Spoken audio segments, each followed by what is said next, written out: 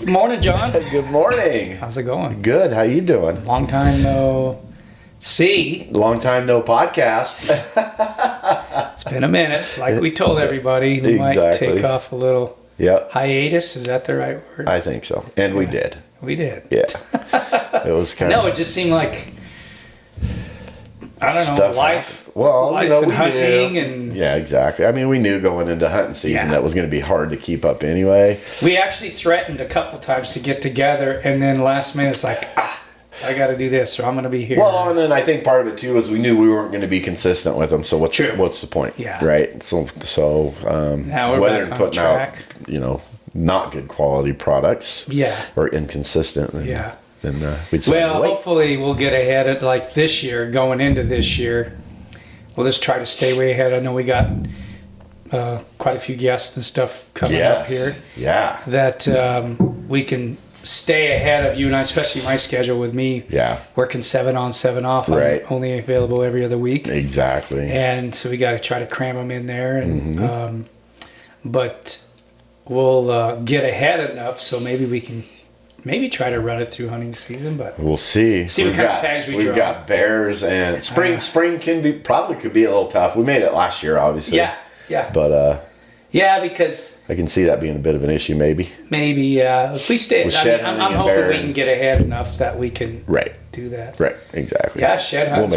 We got a shed hunting guest coming up for too long. Yeah, a master shed hunter. Right. Well, one of the original. One of the OGs. Yeah, right. For sure. Yeah, he's awesome. So that'll be fun. That will be. Yeah. Outside of that, I'm assuming holidays are good and all that? Holidays were awesome. Had all but one of my 5 children home. So that was cool. Super cool. And their spouses and girlfriends and all that kind of stuff. Nice. So we had a great holiday season. Yeah, It was awesome. Our winter's kind of been mild. Very mild. Snowed last night. But it's been pretty mild. It got cold as heck. It has. I've liked it for me, working on my trophy room and stuff. It's been nice because I've been able to finish getting some stuff done on the outside. Right. Yeah, exactly. Yeah. And so the outside's all done. We can talk about that for a little bit. Yeah, outside's, I got to put just a little bit of trim up. And because of my schedule, my work schedule, what I was trying to do is just buy enough at that time. I didn't like it laying around unless I'm ready to put it up. Right. And I would just buy enough, put it up, and then when I got to that goal, then if I had time to do more, I'd do more. But with me doing a good portion of it, the construction and everything, I haven't been in a huge hurry. I actually wanted it done before the holidays, but I didn't want to have... I think we made that bet, actually, didn't we? About before Thanksgiving, you were going to be done? I don't know. I lost. But, I know I have had good intentions, but it's a lot of work. It is. It is. Big especially getting electrical, and I did all that, and then waiting for the inspector and that's insulation, sheetrock, tape, and texture. Now the painting's just about done, and once it's done, then I can start on the fun part where you actually see the finished product. The finished work. And it's going to be sweet. But until then, you don't realize how much there is to do. And I just figured too, we're not relying on it to live. So instead of half-assing it to try to hurry and get it done, I'd rather have it take a little longer. Fortunately, and I don't know if I've ever talked about this, actually a friend of mine ended up buying my old house. And so I was able to leave quite a few mounts there. Mm-hmm. And so they're safe, they're indoors, and they're not storm in the elements. And I've seen a lot of bad things happen to mounts when people have done that. Right. In fact, we ran into him the other day, and he's, told him we're getting closer, and he's kind of bummed because he goes, I don't know when I'm going to decorate it. He goes, it's going to be empty. So he's going to have some holes to fill in that room. Yeah, he's going to have a lot of pictures to hang. Exactly, that's funny. But it'll be good. We'll have to do maybe a podcast. We will. Yeah, I think we've talked about that. So. Yeah, especially if we get a bigger group because you have more furniture, more room. Yeah. Right. Yeah. Yeah, that'll be fun. So cool. Yeah. And you? Anything going on here? I'm editing videos. I'm trying to get all of our hunts They'll be popping off pretty soon. Yeah, we're starting the antelope portion of our series of hunts going on. So those will start dropping this week. Yeah, this week. So probably might be before we drop this. I'm not sure. I don't know when we're going to release this, but yeah, probably. Anyway, actually, yeah. Yeah. Well, whatever. We'll figure that out. Yeah. If it's not they're probably already up on YouTube. At least one, the first hunt, and we got 8 antelope hunts, and had to get pretty creative on how to edit those because they were so fast. They were so short. Not all of them, but they were. A lot of them were really short, not much footage. So it took some creative editing, right, to make a video out of them. But I know, like mine and Tussie's, and even there's been a couple others. They ended so quick. Look at yours and your son's. Right. I mean, they're just Jack's. Yeah, Jack's. Mine was a little longer because it took me a few days. Jack's was 20 minutes. So. Mine is 20 minutes almost. Yeah, it's hard to get a lot of footage in a 20-minute video, or a 20-minute hunt, but. Well, and you just a lot of times you don't even know. You try to get some B-roll, but when it ends up happening pretty quick, right? Then you don't get a chance to get a lot of you see antelope out there quite a ways away, right? And that gets boring to watch after a while, though. It does, and they're so far away. I mean, unless you have huge lenses, right? They're just out there. Right. How many times I have seen it done, and I remember. I'm not going to say his name because he's a very well-known TV personality, but. And my point is, we don't do this type of thing. It's pretty raw. What we do is this particular gentleman flew in. This was in Kansas, and they had a animal they've been stuffed away on, and it was a ranch, and it was free roaming, but it was a ranch, private ranch, and they weren't letting anybody hunt over in that area because they wanted to keep this buck for this one particular guy. Mm-hmm. So he flew in the morning. We all went and got our clients, and everyone dispersed. Shot it that afternoon, and then spent like 2 days reenacting everything to make it look like it was the last evening of the last day. Are you serious? Yeah. I so want to change clothes and everything. I so want to stay away from that kind of stuff. That was my point. Is that that's why we don't maybe get as much footage as some. Exactly. I'd rather do it that way. Me too. And when I, several years ago when I first started doing the whole YouTube thing, I had a series that I called As Real as It Gets, and that's what I wanted to focus on was just the actual hunt and kind of how things lay out. And I think a lot of guys are doing that now, you know, but gosh, I don't know, that wrecks things in my book. Yeah, I did actually. I remember one TV show that it was an antelope hunt with a rifle, and I'd never shot an antelope with a rifle. I'd killed several with a bow. And nothing against rifle hunting at all, but when you're used to sneaking up on them with a bow, and at that time, I don't even know if I had killed one over water yet. I think everything I'd killed was spot and stock. Probably killed, I don't know, half a dozen to a dozen, whatever, at that time. But getting 150 yards, there was enough sagebrush and stuff there. It wasn't that tough. It was pretty tall sagebrush. Mm-hmm. It's kind of anticlimactic in a way. Sure. Plus, I hadn't shot a rifle. That was actually in 2001. I think the previous rifle hunt I went on was like 1987. Yeah. So it'd been a few years. And I shot it. And my buddy, we had to do cutaways. That's what they call them, cutaways. Yeah. Go back and reenact and crawl and all that fun stuff. Where the camera's in front of you crawling and the camera's already on the animal when you walk up to it. You know those videos. Absolutely. Anyway, he kept telling me, man, you got to act. I don't know how many times we had to redo it. He goes, you got to act more excited. Time we actually got the antelope to gut it, it was starting to kind of bloat a little.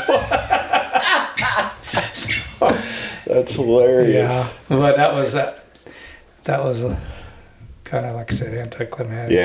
Yeah, for sure. I don't know. Fun experience, but yeah. I think there's other ways you can make those better videos, but yeah. Now, back then, that was a long time ago. Yeah. It was pretty new. Well, and I know like you upgraded a lot of your editing stuff this last year, and what a difference it's made for you. Oh yeah, helping. Yeah, you can do a lot more, and things are a lot faster to do and whatnot. So that even helps. from the time we started our first podcast. Yeah, I mean, I remember you saying it didn't take me long to decide that I needed to do something different for sure. So well, we've had to edit very little as far as stopping the whole thing. I mean, you just have to go from one to the other. Absolutely, yeah. Which is good. Yeah, camera-wise, yeah. Not too many bleeps. No, there's nothing wrong with cussing, but I don't very much, so. Me either. At least not on camera. Now, I might at home. I mean, I do cuss. I like to cuss. I just don't on camera very much. I've had that discussion with some people that I work with, and they kind of laugh at the fact that I don't cuss, and it's like at work you don't. No, I mean on my podcast. Gotcha. They'll listen because they're like, "Is that you?" Right, exactly. It's like I don't think it's necessary, whatever. Yeah. If it happens, it happens. It's fine, but I don't typically cut them out, but it's just not my thing. Right. So we got that going on. We got lots of guests coming on. We got bear season. Yeah. A few months away, but yeah. We never did talk about the deer seasons. I think our last podcast was right after elk season, which wasn't very good, but we did. Frank and I had a couple of mule deer tags, late season muzzleloader tags, which is a super. And I'll just talk about this real quick, but because it's not super exciting, we sat in a tent for 3 days waiting for the weather to break. I remember getting the text from you. Yes, every day. It was like, you get out and it'd clear up for a little bit so you'd go, and by the time you got anywhere, it would be all either snowing or raining or the fog was the worst because you couldn't see anything. Yeah. How far were you hunting from where you camped? Not very far at all. In fact, some of the areas we could step out, like when it was nice, I could step just outside the tent with a spotting scope and glass and see deer that way. So we camped really pretty close, down in the base of where the hills start going up, and you glass those ridge lines and stuff, and I've had some good success right there, so that's why we camped there to stay close to kind of where we thought we'd want to be, which did work out very well because it's the third time I've drawn that muzzleloader tag, and the first 2 times the deer were in the exact same spots. So I was betting on it's going to be that way again. It made sense because that was 2 years. There was a year in between. You have to sit a year out, and I got lucky enough to draw it the year after that. But anyway, this year it was almost void of deer in that spot. Yeah, I mean there was a few, but not.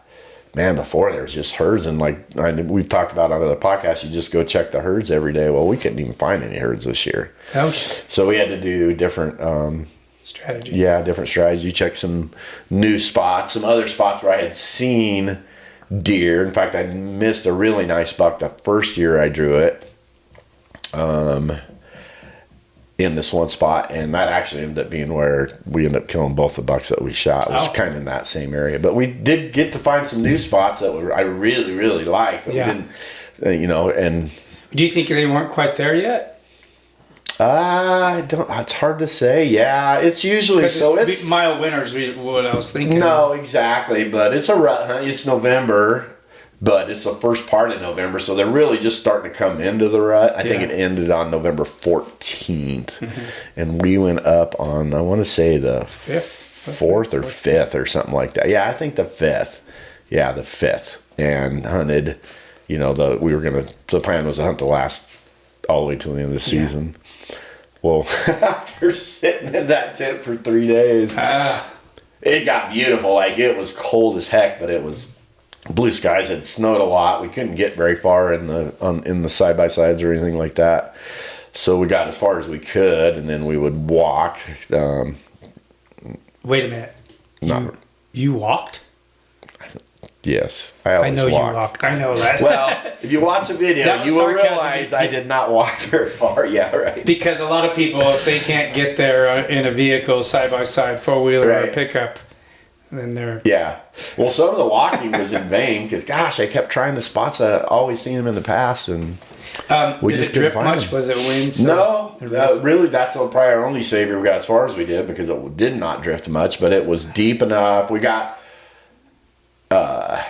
we could get so far, and then it was just, we were just pushing snow with the buggy, and we just couldn't get any further. So had we had chains, probably could have made it a little further, but tracks, we definitely could have made it. You gonna have those by next year then? No, that's expensive.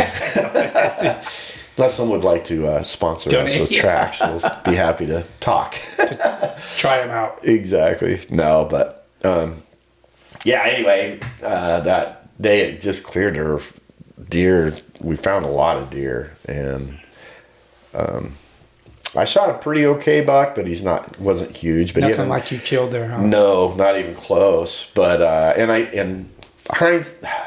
shot him because he has a crown point on one side, and he's super cool looking, but he's not a very, he's a nice 3x4. I mean, he's not small, but he's just a medium-sized buck. Yeah.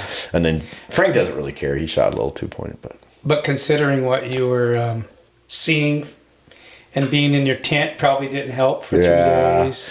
Yeah, I mean, we could have held out, but I didn't know. The weather was getting more and more snow almost every day, so we didn't know how far we were going to be able to get eventually anyway. I did watch a video the other day, and it was backcountry hunting, and these guys went in miles and miles, like 5-6 miles, and one guy ended up shooting a 2-point, nice 2-point and everything, but I was thinking, could have done that from the road.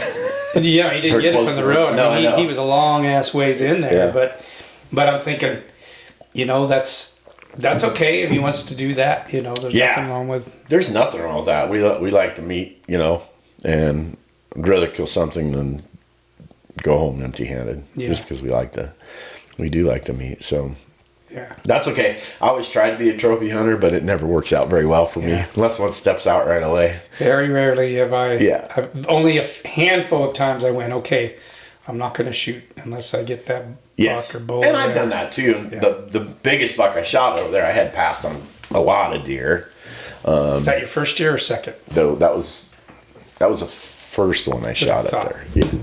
And but I had been seeing so many, it was easy to realize pretty quickly that let's hold out. You're gonna be able to pick. Yeah. Well, and then it didn't hurt that the very first day I was there and I was driving to where I wanted to go, I saw a super nice buck, and I'm like, oh, this is going to be easy. Of course, I didn't get him, but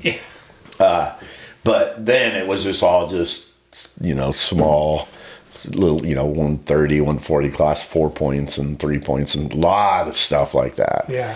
But I had decided I was going to wait.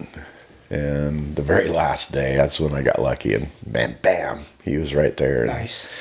It worked out. Everything worked out. Good. Yeah. Well, look forward. I know you got some of the video, right? Of those deer hunts. We got okay video on that. Not great. When I actually shot the buck, I shot. I'll let you guys watch the video. So, but it's it's on there. Did he pull a John? You get to see him. Well, he turned everything on. He saw the deer for a little while. He just got distracted. Frank, I'm talking about with the video camera. So when those get ready to release, we should probably have Frank in here to defend himself. Probably. It doesn't help that I had missed a couple of shots before that, so he probably was like, "He ain't gonna hit it anyway." What's the point? Did he get those on video? No, thank goodness. Yeah, we had actually split up a little bit because there was the 2 bucks were together, and we decided, well, let's try and kill both these bucks, and we didn't kill either one.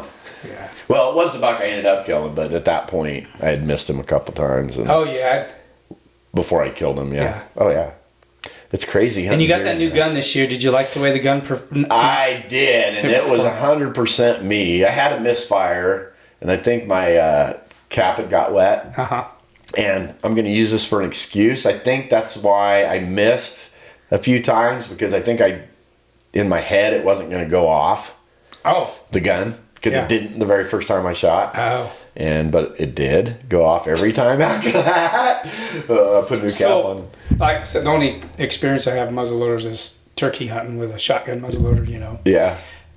Can you do something and just not put a cap until right before you're ready to shoot, or is that too much? No, yeah, you don't. I don't. Well, so I actually, it wasn't the cap. I shouldn't have said that. It was the, I think it's called the nipple. Yeah. And I think it was moist. And I think the fire from the cap when it went off, it didn't go. Okay. It didn't ignite the powder. Gotcha. But I do think it dried that out enough that when I put a new cap on, and somebody can correct me. I'm not a muzzleloader guru by any means, so I don't really know. But that's what in my head, I think that's what happened. That makes sense. I mean, if it gets, I remember because it went off every time after that. After that, yeah. I remember when I've guided some moose or muzzleloader hunts. Most everybody would always put black tape over the end of the barrel, right? If nothing else, right, to get any type of moisture. I always kept a sleeve over the whole gun to protect it, so I didn't use the black tape thing. But I just feel like I don't know why. I mean, I didn't, and I always keep the gun outside. I don't bring it in the tent, so you don't want the temperature change, because I know better than that. But and I haven't experienced that with my hunters. They all left them out. Same thing. Yeah. But I had seen some people in camp bringing them in and stuff. Yeah, that were bringing them in and misfire, and they tested it to that. Yeah. I do remember one time a guy showing up from back east, brought his muzzleloader to Arizona in the box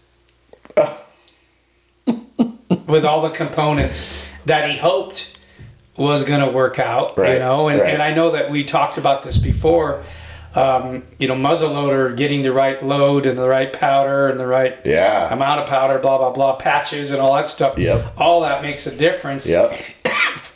And amazingly enough, he ended up killing one. But everything did work. But I mean, he was going, off of, I think, manufacturer recommendations or whatever, which happened to work. It happened to work, right? But you never know. That's a long, expensive. It is. A one-on-one hunt. Yeah. And a long travel from back east to not even. Oh, no kidding! That's crazy. Yeah.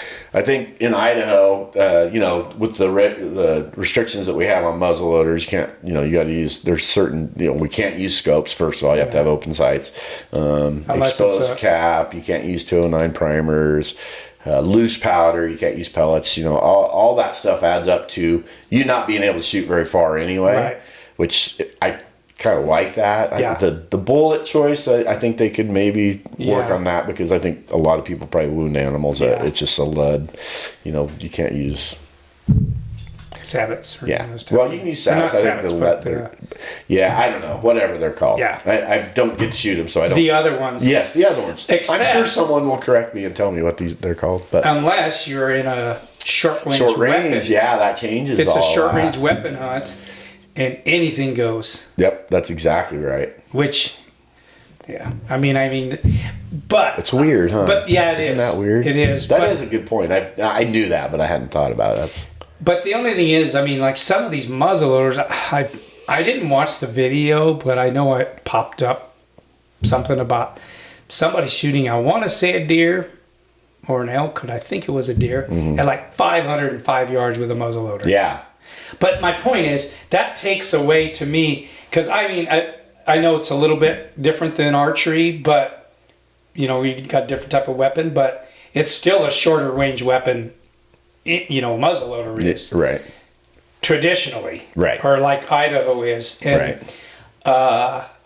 But I kind of think that kind of takes away from, if you can the whole idea behind it, right? Why not just shoot a rifle at that point? I mean, especially now that they're getting they're making them so sophisticated now that they're actually where rifles used to be. Because, years ago, no one even thought of taking or very rarely taking a 500-yard, unless it was a Hail Mary shot with a rifle. That's true. Till this long-range thing started. Yeah, that's a good point. And so now the muzzleloaders have gotten there. Yeah, that's a good point. Yeah. I don't know. I do like a lot of the rules that we have in Idaho for muzzleloaders. The bullet thing, and I know I've heard enough people talk about that, the bullet restrictions. I think it would just help, recovery. Yeah, no, I agree. Because there are times I did see an elk one time that in New Mexico that was shot, and it was hit 5 times and it wasn't like it was way out there. I can't remember the yardage. I was watching up the hill, and I was watching down on the guide. I was helping somebody, and hunters. But gosh, I can't remember how far it was, so I don't want to exaggerate. But I know that it wasn't getting great penetration. Like, I think 2, it hit him every time, but only 2 like penetrated the chest. Actually penetrated, a couple of them hit the rib bones and stopped. Gotcha, really? Skin, yeah. Well, they definitely don't exit a lot often. No. I don't know that I don't remember if I've had one exit through or not, especially on elk. Like, I shot twice, and both the bullets were still in them. Oh, they penetrated the chest. They did, yeah. They were fine. Like, they were good. They worked good. But the other thought of that too is, like, with no scope and a bad bullet, you got to almost make a perfect shot to kill that animal, and it's hard to do with open sights. Sure, your shot placement's going to probably be off a little bit. Oh yeah, I mean, mine certainly have been, but I think that adds to wounded animals is people will hit them, but their shot placement's not great because they're shooting open sights. Did you shoot sticks? I did. Oh yeah, definitely. Yeah. I'm just wondering if that's... Yeah, you have. I with open sights, that's why I was thinking. I think I would for sure. Yeah. Yeah, it was a really bummer too, because my best shot that was a misfire was only, I don't even think it was 50 yards. And so misfire, and then he took off, and then they were longer shots at that point. He heard the click? Missed. Yeah, I mean, like, the cap went off, so it was, but no, like, big, loud bang. And then when I shot him, I think it was like 62 yards or something. Oh, that's still not too bad. Did you make a good shot then? Oh, yeah. Yeah, he ran probably... Excuse me, wow. He ran probably 40 yards maybe, and then just was on a snowy hillside, pretty steep, and so he dropped and just started sliding downhill, which was super cool. In the right direction? In the right direction. He got stuck behind a tree, so I had to go give him some help after the fact, but it was nice. It was easy, and it isn't easy get that. Well, it was easy to get him to the road, but we had walked probably a mile up the road, and then we hunted from there, and so we got him down the road to the road. And being the seasoned hunter that I am, I did not have a knife with me. So I had to drag him like a mile. At least archery hunting you can do with a broadhead, but you don't even have nothing to... I had nothing. So I had to drag him, guts and all. I guess I could have walked down and got but it was snowy and it was downhill, so it wasn't horrible, but it definitely was a workout. Not one of my finer moments. Soon you left your pack and everything, huh? I did. Yeah, I left my pack. Well, you better have. Yeah, I had if you left your pack, didn't leave your pack and didn't have a knife, right? I think I just threw my speed loaders for my muzzle loader in my pockets, and my binoculars and rangefinder and my rifle, and Frank grabbed the camera. Oh. And neither one of us had a freaking knife with us back in the damn truck or buggy, but. Well, I'd like to say I won't never do that again, but I probably will. Yeah, those things happen. I mean, I really try to go overboard and be prepared. Yeah. But then there's those times like that. I'm not going to be very far away or whatever. And then, okay, so originally we saw him again. We were sitting at the buggy still, and we could see him up on the ridge, and he wasn't that far away. So that's why I was thinking I'll just grab this stuff real quick and go. Well, by the time we bumped him a couple of times, luckily he was in the rut, and he had probably, 5 or 6 does with him, if I remember right. Not for him. And one of them was hot, and he did not want to leave her, and so, yeah. Did you get some ruddy action on video where they're... No, pushing him around a little bit, but no, not really. But I love watching them snap their heads. Yeah. In years past on that hunt, or on any of those late hunts I've had, we've had some great rutting action on film, but... I remember one year I was guiding in Nevada, and we kind of put this buck to bed with a doe, and got back there the next day before daylight, and it's really not even... I really am surprised I wasn't even able to see, but I knew where that saddle was, and I got my spotting scope out, and I'm looking, and I'm thinking, gosh, that almost looks like something white could that be a deer's butt? I mean, they literally didn't move 50 yards from the night before. They stayed right there. And that doe must have been hot. But anyway, all of a sudden that white thing went and turned, and I went, oh, that's that buck. It was his face. Oh, really? Yeah. Oh, cool. And then as it got a little lighter, it's like, yep, that's what it is. He was rutting her pretty hard. Yeah. That's so much fun to watch. It is. I could watch that a lot. I know watching whitetail rut and stuff too is lots of fun. And but a lot of times they're on the move, especially if you're like sitting in a stand, you hear them pass by. Yeah. And if they're on a mission, you haven't done no whitetail, have you at all? Once. Yeah. But when they're on a mission,